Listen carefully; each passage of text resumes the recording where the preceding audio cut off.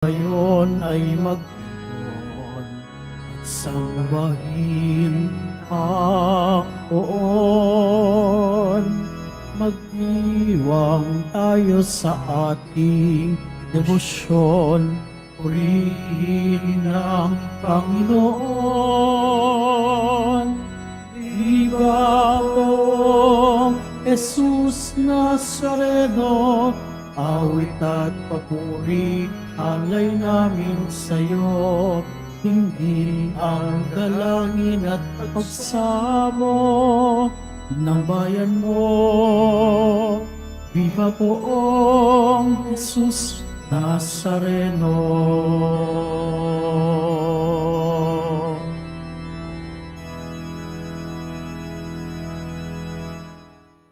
Sa ngalan ng Ama, ng Anak at ng Espiritu Santo. Amen. Sumainyo ang Panginoon. At sumaiyo rin. Mga kapatid, tinipon tayo bilang isang angka ng Diyos upang sama-sama tayo magpasalamat at mag-alay sa ating Ama sa langit sa pamamagitan ng ating mahal na pong Jesus Nazareno.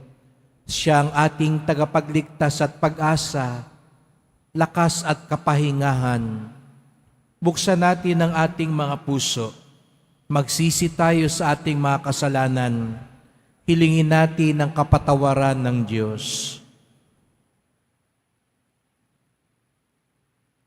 Inaamin ko Sa makapangyarihang Diyos at sa inyo mga kapatid, na lubha akong nagkasala sa isip, sa salita at sa gawa at sa aking pagkukulang.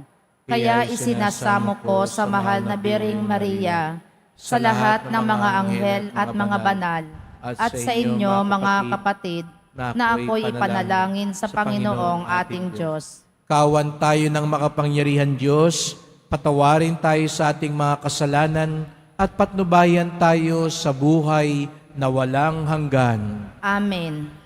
Panginoon, kawan mo kami. Panginoon, kaawaan mo kami. Kristo, kawan mo kami. Kristo, kaawaan mo kami. Panginoon, kawan mo kami. Panginoon, kaawaan mo kami. Manalangin tayo.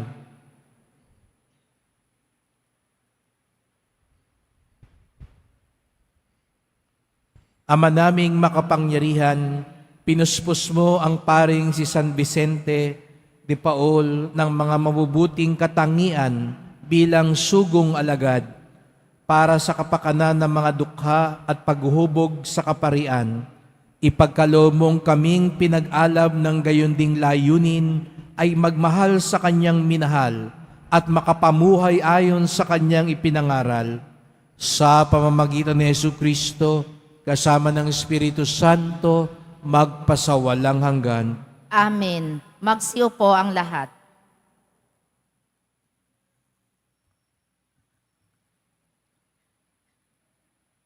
Pagbasa mula sa aklat ng mangangaral.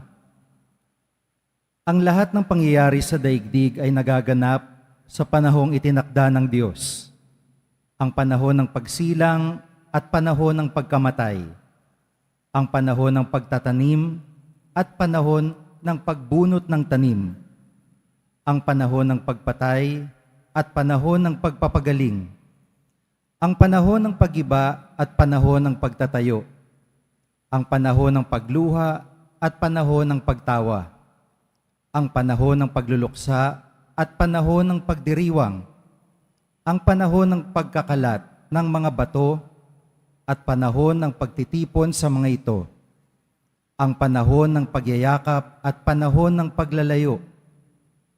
Ang panahon ng paghahanap at panahon ng pagkawala niyon. Ang panahon ng pag-iingat sa isang bagay at panahon ng pagtatapon. Ang panahon ng pagpunit at panahon ng pagtahi. Ang panahon ng pagtahimik at panahon ng pagsasalita. Ang panahon ng pagmamahal at panahon ng pagkapuot. Ang panahon ng digmaan at panahon ng kapayapaan. Ano ang mapapala ng tao sa kanyang ginagawa? Alam ko na ang itinakda ng Diyos sa tao. Iniangkop niya ang lahat ng bagay sa kapanahunan. Ang tao'y binigyan niya ng na nasang alamin ang bukas, ngunit hindi binigyan ng pagkaunawa sa ginawa ng Diyos mula sa pasimula hanggang sa wakas. Ang salita ng Diyos. Salamat sa Diyos.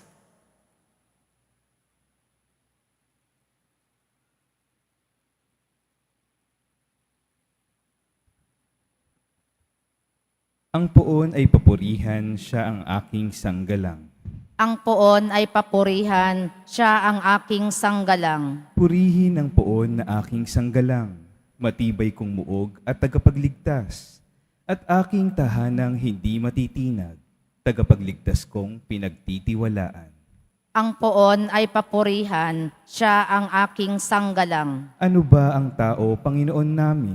Siya'y tao lamang na iyong pinapansin. Katulad ay ulap na tangay ng hangin, napaparam siya na tulad ng lilim. Ang poon ay papurihan, siya ang aking sanggalang. Magsitayo na po ang lahat.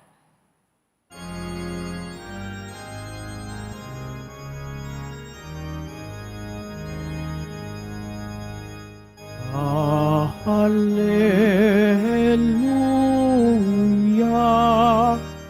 Hallelujah, Hallelujah,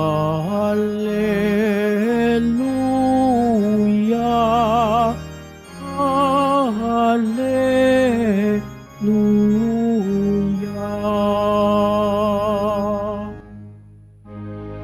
Anak ng tao'y dumating upang sarili ihain, lingkod manunubos natin. Hallelujah,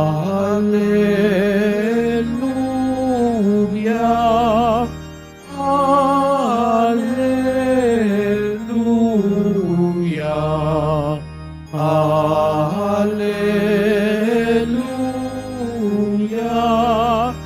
Hallelujah.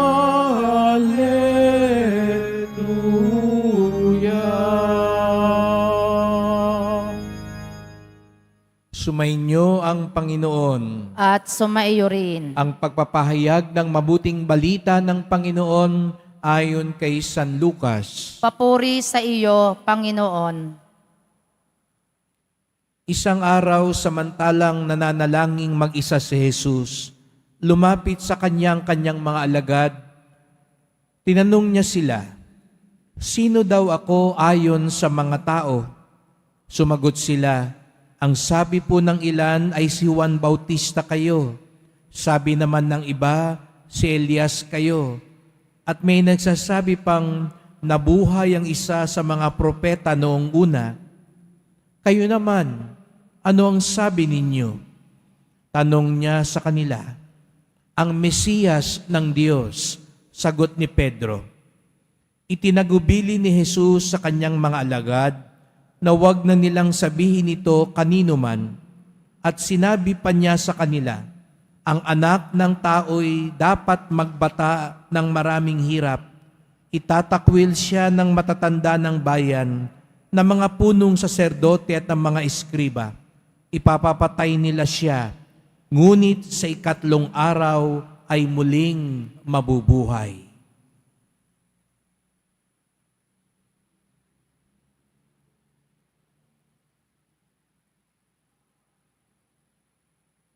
Mga kapatid, ang mabuting balita ng ating kaligtasan. Pinupuri ka namin, Panginoong Heso Kristo.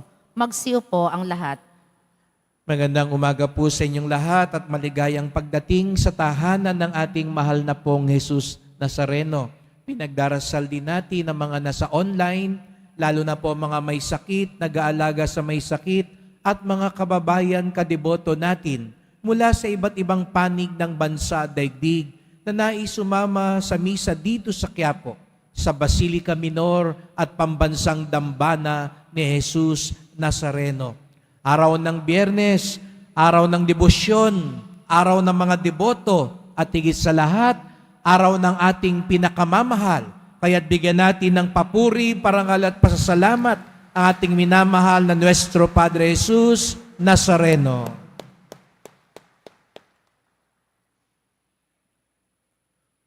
Huling Biyernes na po ng Setyembre at talagang kay bilis ng panahon. At ilang tulog na lang, mararamdaman natin talagang papalapit na ng papalapit ang Pasko. At pagkatapos naman ng Pasko ay ang ating kapistahan. At sabi nga, tayo nananabik sapagkat sa unang pagkakataon, ang ating kapistahan sa karangalan ng mahal na pong Jesus Nazareno ay hindi na lamang piyesta ng Quiapo, piyesta ng Maynila, kung hindi piyesta ng buong Pilipinas, piyesta ng bawat Pilipino. Siguro nagtataka kayo, bakit ganun talaga namang laganap naman ang piyesta ng Nazareno mula sa pulpa. Ngunit ang kakaiba po talaga ngayon ay itinagubilin ngayon ng mga obispo na saan mang panig ng Pilipinas, meron man o walang deboto, ang bawat Pilipino ay magdiriwang ng kapistahan ng Poong Jesus Nazareno. At yon ay mangyayari sa unang pagkakataon. Kaya't yung tinatawag pong kalendaryo ng simbahan para sa Pilipinas, kalendaryo ng bawat Pilipinong Katoliko, kanila ngayon ipagdiriwang ng husto, deboto man o hindi, ang ating mahal na pong Jesus Nazareno. Kaya't napaka-mabiyaya po ang darating na kapistahan. Kaya't palakpakan uli natin ang mahal na pong Jesus Nazareno sa biyayang iyon. Alam niyo po, yun ang isa talaga sa dinasal ko po nung ako'y masugo at mapunta dito sa Quiapo. Dumating ang panahon na iyon na ang pagpaparangal sa Nazareno ay mangyari sa lahat. Tamang panahon. Hindi po ba yun din ang inaasam ng bawat isa sa atin? Gusto natin malaman ang tamang panahon. Right timing, ika nga. Kailan kaya mangyayari ito? Kaya nga iba sa atin natutukso, magpahula para malaman mo. At kung papansin nyo naman po, o yung iba magpapungsoy, no? O ano man, o magbabasa ng mga tala, no? Sa astrolohiya, dahil yun yung inaasam natin na malaman sana natin. Kasi kung meron mang isang hiwaga sa buhay, ano ba talaga yung tamang panahon? Kaya yung iba, di ba, wag ka munang magbubukas ng negosyo ngayon, baka malasing ka. Hindi maganda ang panahon. Hindi tama yata o kabilugan ng buwan. Mga ganong bagay. Hindi yata nasa linya ang mga tala, kaya dapat wag ka munang magpakasal. O wag muna kayo, katatapos lang ng kapatid mo, magsusukob. Mga ganong bagay. O namatayan, may kamamatay lang. Wag kayo magbibiyahe. Baka madisgrasya kayo. Marami tayong hiwaga sa buhay. At ito ay isa rito, ang malaman ng tamang panahon. Kaya nga sa unang pagbasa, ipinaalala sa atin sa aklat ng mangangaral, may ang lahat ng pangyayari ay nagaganap sa panahong itinakda ng Diyos. May panahon para sumaya, may panahon para magluksa, may panahon ng tagsibol, may panahon ng paglagas, may panahon na nasa taas, may panahon na nasa baba. Kaya nga't ito yung ating ipinagdarasal din siguro sa Poong Nazareno. Ituro sa atin ang tamang panahon. Ngunit mga kapatid, kung mayroon man pong unang paalala sa atin, ang panahon ay nasa plano ng Diyos. Kung kaya nga't kung gusto natin malaman ang tamang panahon, tayo'y umugnay, lumapat sa plano ng Diyos. Yun lang po ang paraan. Walang sino man sa atin ang makakaalam ng lahat na mangyayari sa hinaharap. Walang sino man sa atin na makakaalam kung ano ang ibinibigay sa atin ng kasalukuyan. Ngunit lahat tayo ay maaaring humiling sa Panginoon na bigyan tayo ng liwanag ng kaisipan upang maging bukas sa Kanyang kalooban. Sapagkat kapag nakalapat tayo sa plano ng Diyos, lalapat din tayo sa tamang panahon. At ano nga ba ang plano ng Diyos? Anong plano ng Diyos sa iyo? Anong plano ng Diyos sa mga anak nyo? Ano ang plano ng Diyos sa kabuhayan natin, sa mga pangarap natin? Simple lang po mga kapatid.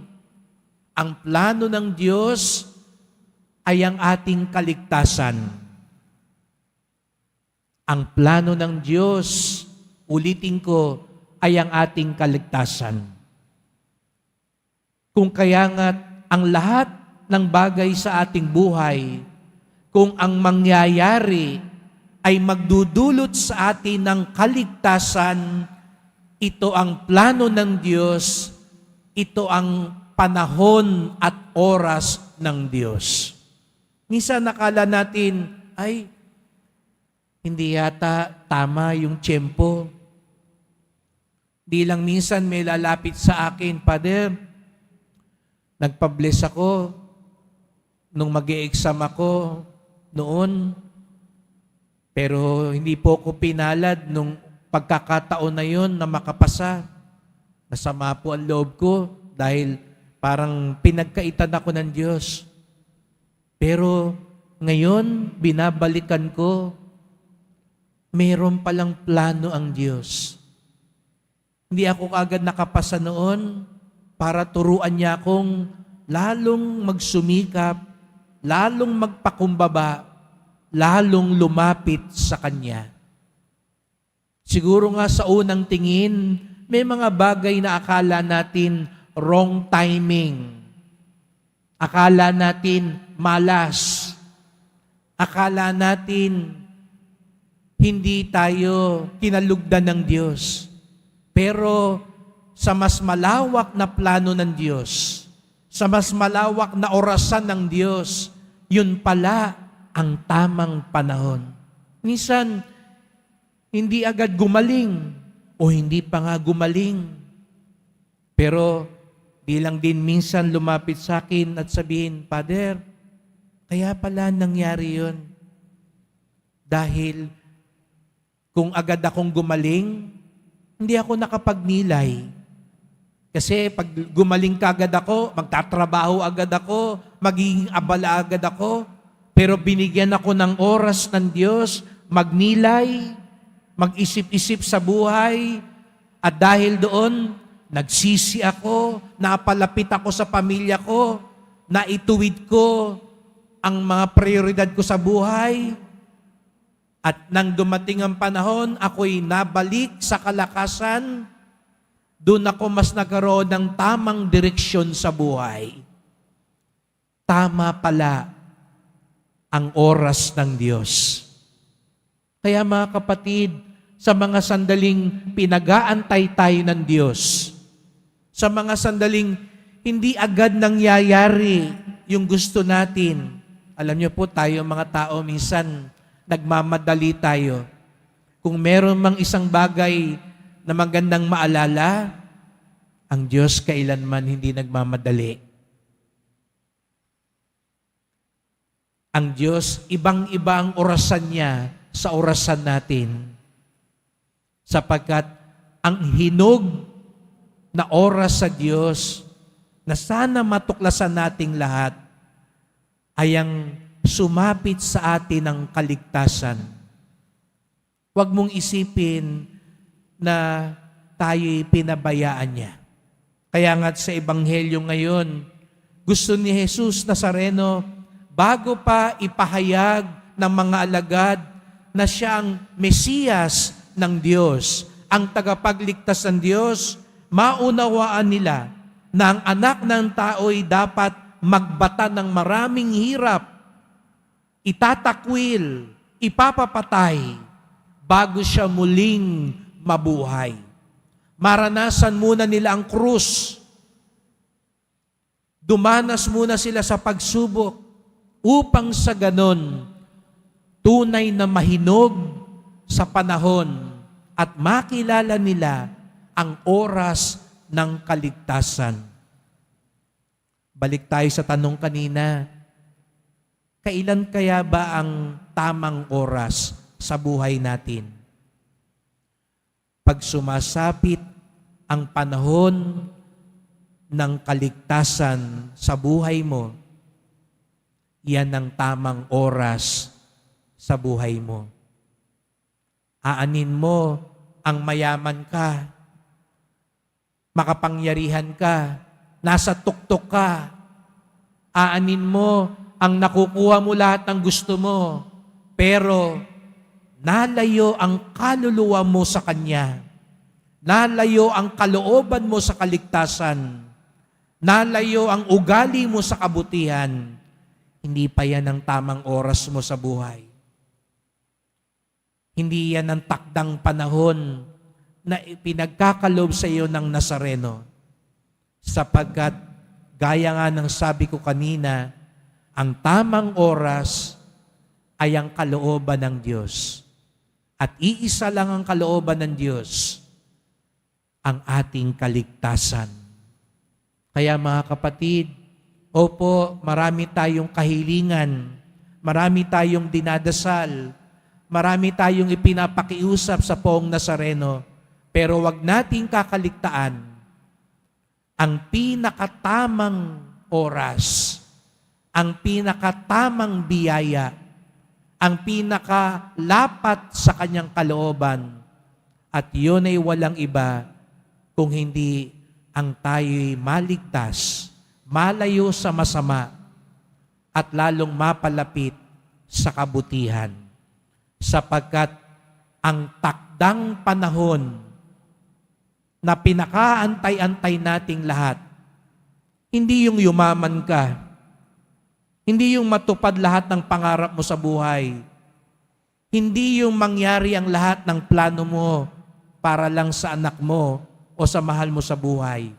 Ang pinakatakdang panahon na sana mangyari sa ating lahat ay ang makapasok tayo sa kaharian ni Jesus Nazareno at makapiling natin siya, at sana makapiling natin ang bawat isa kasama siya habang buhay magpakailanman. Sapagkat ang takdang panahon na nilaan ng Diyos sa atin ay ang tayo'y makapunta sa langit, matamasa ang tunay na kagalakan sa buhay. Kaya't sa pagpapatuloy ng misang ito, magdasal po tayo. Mahal na pong Jesus Nazareno, narito po kami. Hinihiling na maging handa kami sa tamang oras, sa tamang panahon. Minsan nakala namin ang mga nangyayari sa aming buhay ay mali, malas, hindi namin gusto, hindi namin maunawaan. Sa mga sandaling nangyayari iyon, buksan niyo po ang aming puso, liwanagan niyo po ang aming isipan, upang mas lalo naming matuklasan ang iyong kalooban, ang iyong panahon, ang iyong biyaya. Sapagkat wala po kayong ibang inaasam at hinahanda para sa amin, kung hindi kami mapalapit sa inyo at maligtas. Kung kaya nga't anuman ang mangyari sa amin, karamdaman man o kalusugan, tagumpay man o pagkatalo, karukaan man o kasaganahan, ang bawat sandaling ito ay maging tamang panahon, sapagkat ang bawat sandaling ito ay magdudulot sa amin ng kaligtasan. Huwag nawang mangyari na kami mapalayo sa iyo at sumuway sa iyong kalooban. Mahal na pong Jesus Nazareno, kawaan niyo po kami, basbasan niyo po kami. Amen. Amen. Magsitayo na po ang lahat.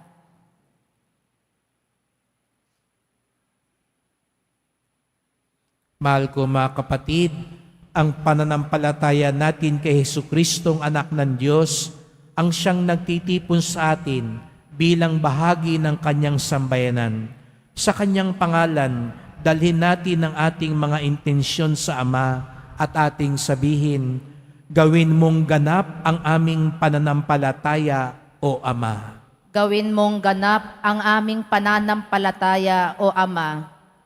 Ang simbahan naway mapanatili ng Santo Papa at ng mga obispo sa pananampalataya ni San Pedro. Manalangin tayo. Gawin mong ganap ang aming pananampalataya, O Ama.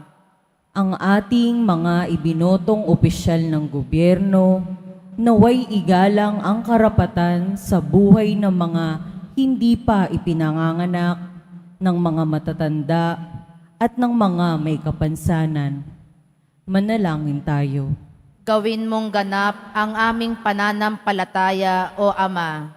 Ang mga pari at relihiyoso naway maging tapat sa kanilang tungkulin sa Diyos at sa sambayan ng kanilang sinumpaang paglingkuran. Manalangin tayo. Gawin mong ganap ang aming pananampalataya, O Ama. Ang mga may sakit naway mapalakas at magpatuloy sa kanilang pananampalataya. Manalangin tayo. Gawin mong ganap ang aming pananampalataya, O Ama. Yaong mga nauna na sa atin na linisin ng mundong ito, naway magkamit ng kasiyahan ng bagong buhay sa presensya ng Diyos. Manalangin tayo. Gawin mong ganap ang aming pananampalataya, O Ama. Tahimik nating idulog ay pa nating kahilingan.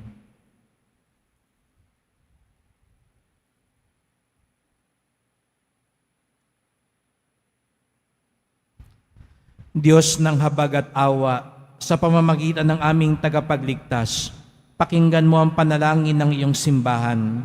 Kasama si San Pedro, nagpapahayag kami ng aming pananampalataya kay Kristong iyong anak, nabubuhay at naghahari, kasama mo magpasawalang hanggan. Amen. Magsiupo ang lahat.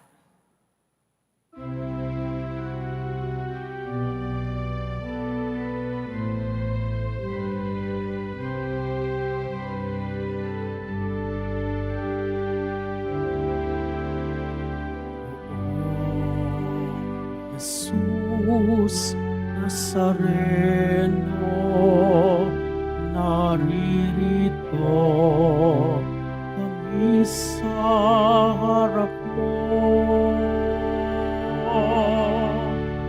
Alak at tinapay, alay namin sa'yo, mula sa tangkay ng ubas at butil ng trigo upang magdugot katawan mo. Jesus Nazareno, alak at tinapay sa tanan ay nagbibigay buhay, biyayang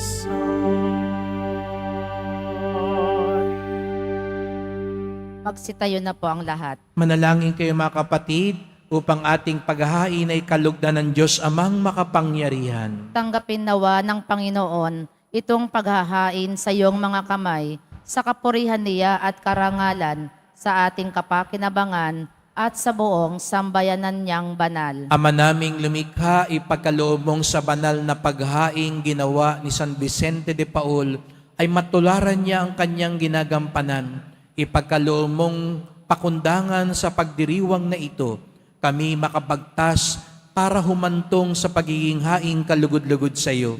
Sa pamamagitan ni Jesucristo, kasama ng Espiritu Santo, magpasawalang hanggan. Amen. Sumainyo ang Panginoon. At sumaiyo rin. Itaas sa Diyos ang inyong puso at diwa. Itinaas na namin sa Panginoon. Pasalamatan natin ang Panginoong ating Diyos. Marapat na siya ay pasalamatan. Ama naming makapangyarihan, tunay ngang marapat na ikaw ay aming pasalamatan sa pamamagitan ni Jesucristo na aming Panginoon.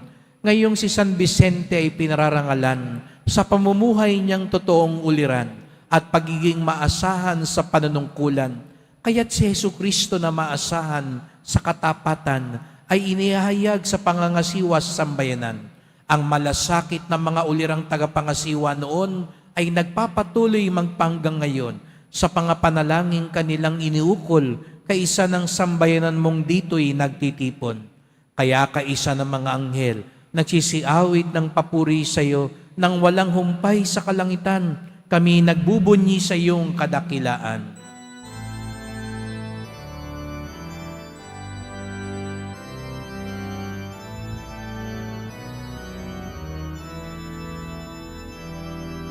Santo, Santo, Santo, Panginoong Diyos ng mga hukbo, napupuno ang langit at lupa ng kadakilaan mo. Hosana, Hosana, Hosana sa kaitaasan.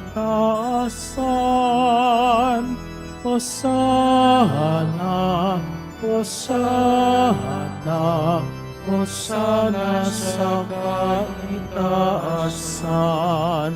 Pinagpalang na paririto sa ngalan ng Panginoon.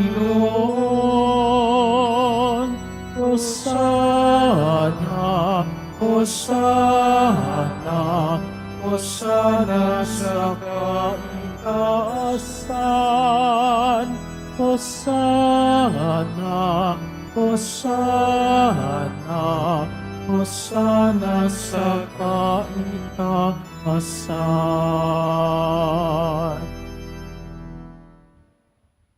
Tuwing tayo nagsisimba, inaalala natin ang tamang panahon sa buhay ni Jesucristo nang inalay niya ang kanyang sarili para sa ating kaligtasan. Matuklasan dinawa natin ang ating tamang oras,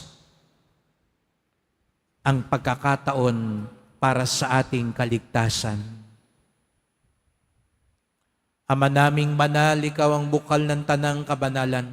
Kaya't sa pamamagitan ng iyong Espiritu, gawin mong banal ang mga kaloob na ito upang para sa amin maging katawan at dugo ng aming Panginoong Jesucristo.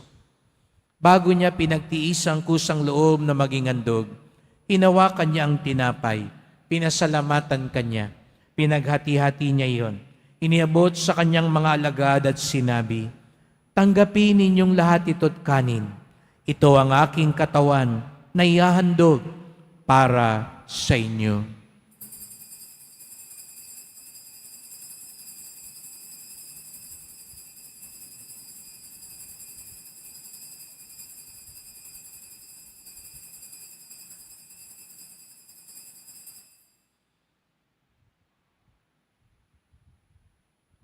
Gayon din naman nang matapos ang hapunan, hinawakan niya ang kalis.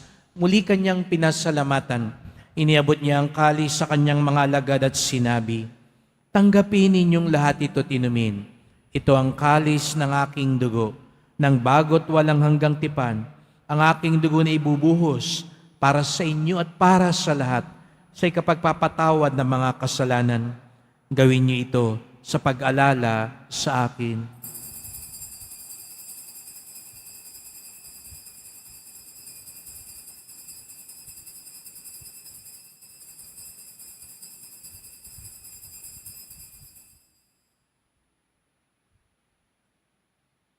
Ipagbunyi natin ang misteryo ng pananampalataya. Si Kristo'y namatay, si Kristo'y nabuhay, si Kristo'y babalik sa wakas ng panahon. Ama, ginagawa namin ngayon ang pag-alala sa pagkamatay at muling pagkabuhay ng iyong anak.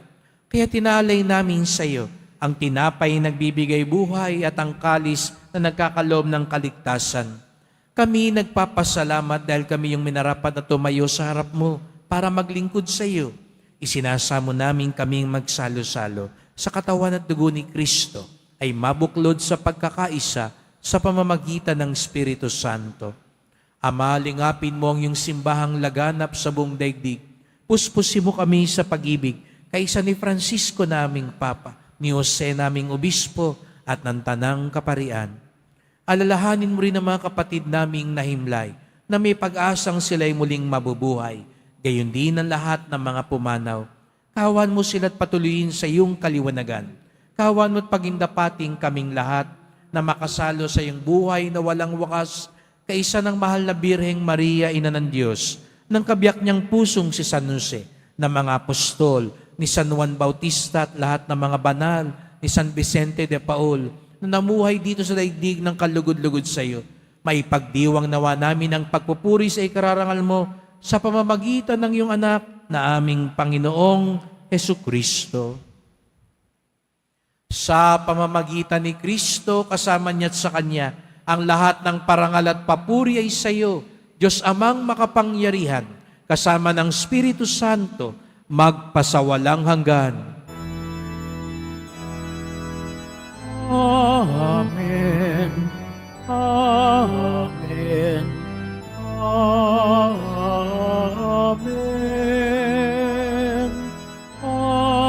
Amen. Amen. Amen.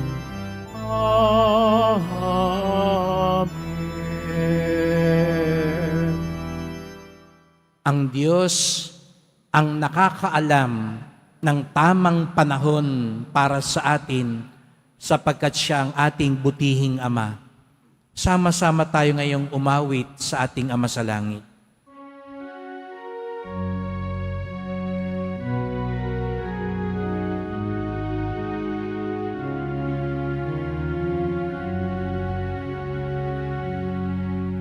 Ama namin, sumasalangit ka, sambahin ang ngalan mo,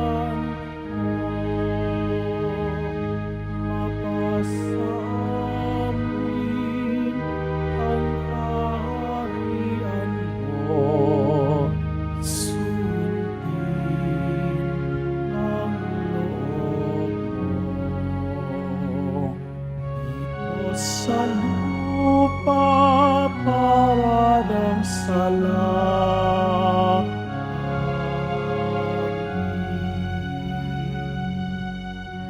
bigyan mo kami ngayon ng aming kakanin sa araw-araw at patawarin mo kami sa aming mga sala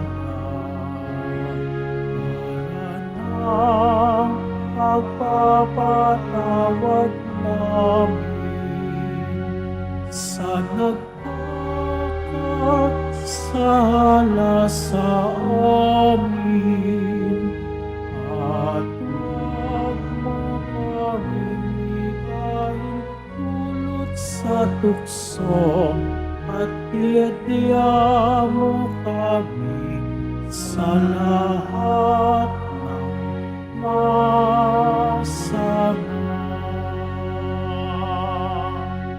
Inihiling namin kami adya sa lahat ng masama, pagkalooban ng kapayapaan araw-araw, iligtas sa kasalanan, ilayo sa lahat ng kapahamakan, samantalang aming pinananabigan ng dakilang araw ng pagpapahayag ng tagapagligtas naming si Jesucristo. Sapagkat iyo ang kaharian at ang kapangyarihan at ang kapurihan magpakailanman. Amen. O Panginoong Jesucristo, sinabi mo sa iyong mga apostol at ngayon sinasabi mo sa amin lahat dito, kapayapaan ang iniiwan ko sa inyo, ang aking kapayapaan ay binibigay ko sa inyo. Tunghayan niyo pong aming pananampalataya, huwag pong aming mga kasalanan.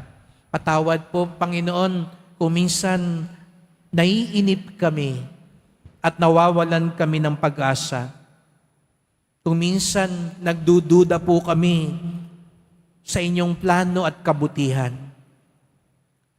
Linisin niyo po kami, Panginoon. Turuan niyo po kaming mag-antay ng may pagtitiwala. At pagkalooban niyo po kami ng kapayapaan at pagkakaisa ayon sa iyong kalooban, kasama ng Espiritu Santo, magpasawalang hanggan. Amen. Ang kapayapaan ng Panginoon ay laging sumainyo. At sumaiyo rin. Magbigayan tayo ng kapayapaan ni Kristo sa isa't isa.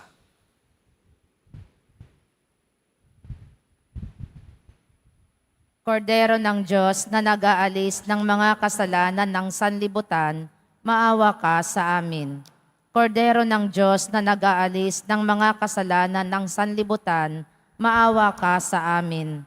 Kordero ng Diyos na nag-aalis ng mga kasalanan ng sanlibutan, ipagkaloob mo sa amin ang kapayapaan. Magsiluhod po ang lahat.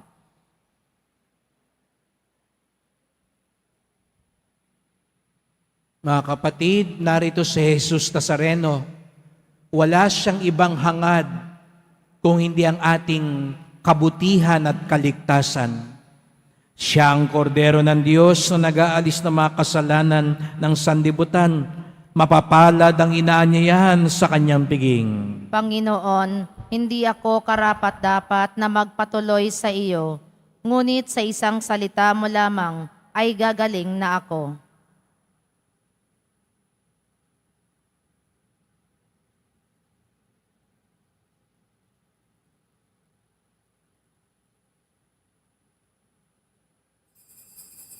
Para sa lahat ng tatanggap ng banal na komunyon, sasagot po tayo ng amen. Pagkasabi ng pari o ng lay minister ng katawan ni Kristo at isubo agad sa bibig bago umalis sa harapan ng pari o lay minister. Sumunod po tayo.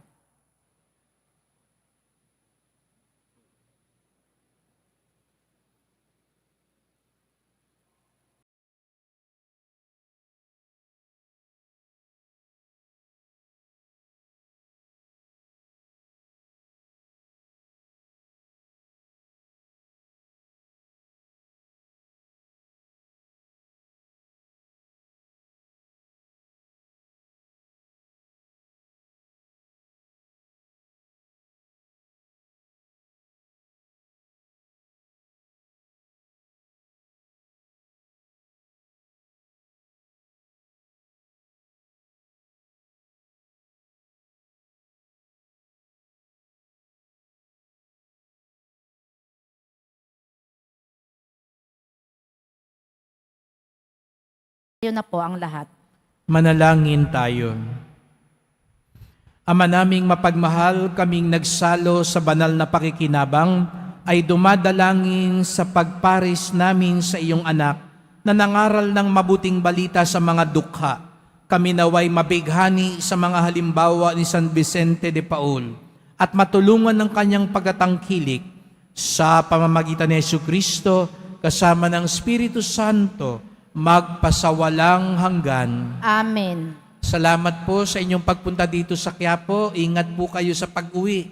Salamat po sa mga naglingkod sa misa at sa inyong tulong sa simbahan, mga pamisa, love offerings, online donations, sa mga nagdadala po ng bigas, dilata noodles at iba pang pang-ayuda. Ang ating debosyon sa Poong Nazareno ay nagtuturo sa atin magmalasakit sa ating kapwa. Kapag ang pagkakataon mo sa buhay ay nagdudulot sa iyo ng kaligtasan at kabutihan, yan ang tamang panahon sapagkat iyan ang kalooban ni Jesus Nazareno. Sumainyo ang Panginoon. At sumaiyo rin. Mahal na pong Jesus Nazareno, inihayag mo sa pamamagitan ng krus ang walang maliw na pag-ibig ng Diyos sa sangkatauhan. Pakinggan mo ang kahilingan ng iyong angkan na nagsusumamo sa iyo. Makamtanawa nilang iyong katugunan at tanggapin ang kasagutan ng may utang na loob na tinatanaw. Basbasan din po ninyo ang dala nilang mga imahen at dasalan sa pamamagitan ng bendisyon na ito, naway maalala nila mga pangako sa binyag na ikaw ang kanilang ibigin at paglingkuran bilang Panginoon, magpasawalang hanggan. Amen. At pagpalain kayong lahat ng makapangyarihang Diyos, Ama at Anak at Espiritu Santo. Amen. Humayo kayong taglay ang biyaya at awa ng Poong Jesus Nazareno. Salamat sa Diyos.